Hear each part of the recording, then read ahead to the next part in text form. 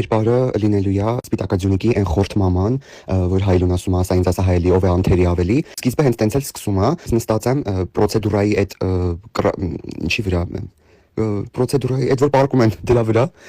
նստած եմ ու ասում եմ հայելուն, ասա ինձ ասա հայելի, ձեռքումս հայելույա, ով է ավելի ով է աշխարհում անթերի ավելի,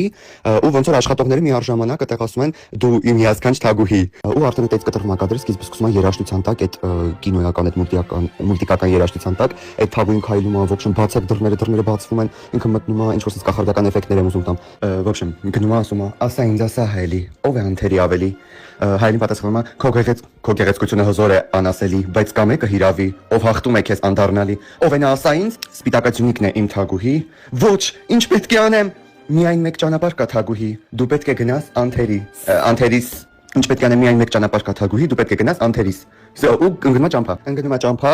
մտածում եմ ճանապարհին ինչ որ մի բան հանդիպի, ինչ որ մի բան անի, խնձորը տա ինչ որ մեկին կամ չգիտեմ, ինչ որ տենց մի հատ մի բան, մտնում է բան, ինչ պետք է անեմ, չգիտեմ, համեցեք բան, չգիտեմ, հեքիաթից էլ հայտնվել է էլի։ Ոբշեմ պրոցեդուրայից է կադրեր ու արդեն ոնց որ վերջը գալի կպնում է սկիզբին։ Ասա ինձ ասա հայելի, ով է անթերի ավելի, դու ես միակ իմ թագուհի այս աշխարհում անթերի, ոբշեմ տենց։